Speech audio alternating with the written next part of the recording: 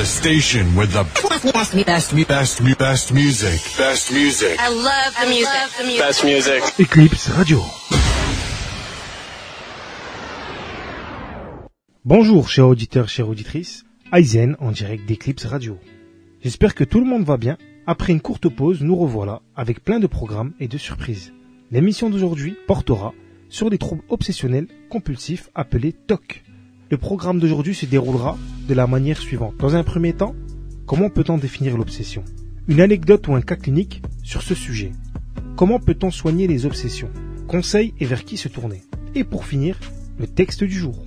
L'obsession, c'est la persistance d'une idée ou d'un sentiment perturbant. Chaque être humain fait plusieurs fois dans sa vie l'expérience d'idées ou de sentiments nés de sa propre activité psychique, mais qui le mettent mal à l'aise et persistent plus ou moins longtemps malgré ses efforts pour s'en délivrer.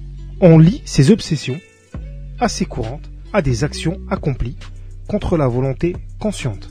Souvent, elles disparaissent sans laisser de séquelles, mais elle peut aussi être sérieuse et révéler une névrose, généralement associée à la compulsion qui pousse à accomplir des actions réprouvées par la volonté consciente. Ce trouble du psychisme se traduit par la production récurrente de pensées et de représentations obsédantes, dont on a conscience sans pouvoir y mettre fin. Par exemple, obsession de la propreté ou du rangement, peur excessif de la contamination, incapacité de se débarrasser de ces objets, etc. Durablement installé et pesant de façon sérieuse sur le comportement, le TOC entre dans le domaine des névroses, sous le nom de névrose obsessionnelle. Pour Christophe André, le trouble obsessionnel compulsif est une maladie anxieuse, assez sévère. Le patient souffre d'idées fixes qui deviennent envahissantes, angoissantes et tyranniques. On répertorie aujourd'hui différents types de familles de TOC.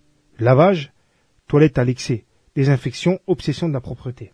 Vérification, des portes, de la lumière, de tout, etc., etc. Comptage et calculs mentaux. Les patients comptent et calculent sans arrêt de longues séries de chiffres. Accumulation. Impossibilité de se débarrasser des objets inutiles. Ordre et symétrie. Toucher certains objets de manière répétitive, formule ou geste conjuratoire, etc., etc. Le mode opératoire de ces troubles est toujours le même.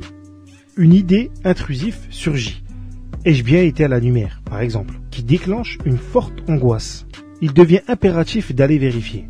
Et, à chaque fois que cette interrogation obsédante ressurgit, le malade va se rassurer avec ce rituel de vérification. Mais, ce mécanisme va rapidement tourner à l'obsession. Les gestes rituels ne parviendront dès lors à baisser le niveau d'angoisse que de courts instants seulement. C'est ainsi que la personne ira vérifier 10 fois, 20 fois ou même 30 fois et que sa conduite va peu à peu être dominée et dirigée par son TOC. La question aujourd'hui que beaucoup de personnes se posent, peut-on guérir d'un TOC ? D'après Christophe André, les guérisons totales et complètes sont très rares. Il est préférable de parler de rémission partielle. Rémission car un TOC peut toujours ressurgir chez un patient qui a été traité.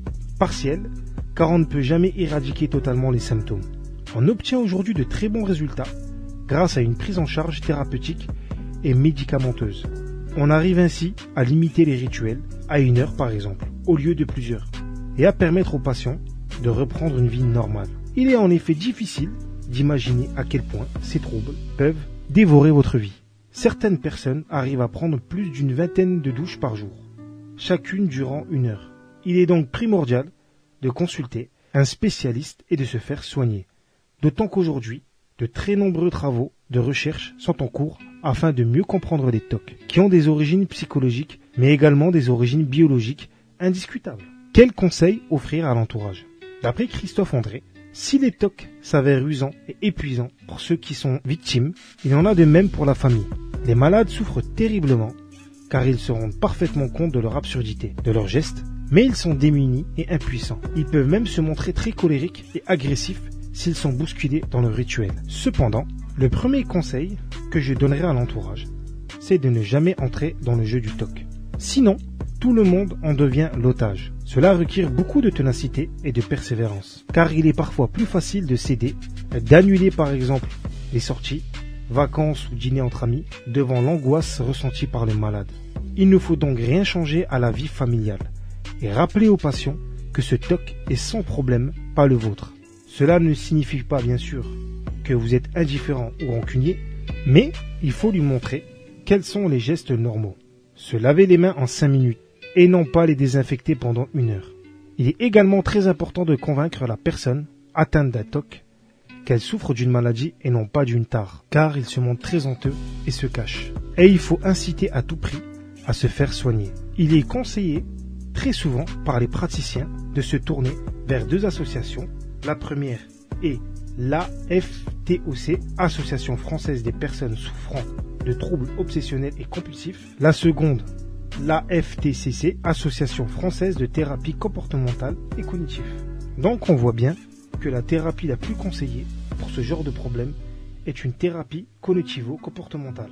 Pour finir, passons au texte du jour. Ce texte s'appelle « Les obsessions, rien ne lâcher ». Les obsessions sont comme ton lot de reconnaissance. Tu es obsédé par lui, du matin au soir. Tu le poursuis. Tu crois pouvoir lui nuire? Comment peut-on réussir à toucher le vent? Comment peut-on voir dans la nuit? Comment peut-on nuire à quelque chose qui n'est pas dans ta réalité?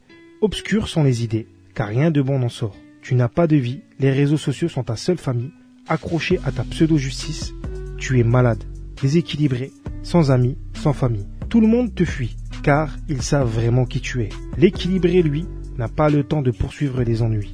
Loin des illusions et de tout ce qui est superflu, tu trouveras enfin ta paix. Mais la paix, tu n'en veux pas. Tu préfères poursuivre tes ennemis créés par ton ego, pour servir ton ego. Mais regarde-toi, le seul ennemi que tu vois en réalité, c'est toi. Ce texte est fort de sens, car beaucoup ont tronqué les rapports humains, comme par exemple la communication, aux rapports virtuels qui ne font qu'aggraver certains cas.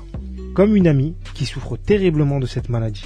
Elle combat jour et nuit, mais elle ne peut pas s'arrêter de poursuivre les ennemis qu'elle s'est créés. J'espère sincèrement que tu guériras. Cette émission est pour toi, J.A. Tu te reconnaîtras. Chers auditeurs, chères auditrices, sur ce texte qui résume bien les personnes atteintes de ce fléau, je leur souhaite sincèrement de guérir et de trouver la paix. J'espère que vous avez apprécié mon émission. Je vous souhaite à tous une très bonne fin d'après-midi. Prenez soin de vous et de vos familles. À dans 2 semaines. C'était Aizen en direct d'Eclipse Radio. The station with the best music. Best music. I love the music. Best music. Eclipse Radio.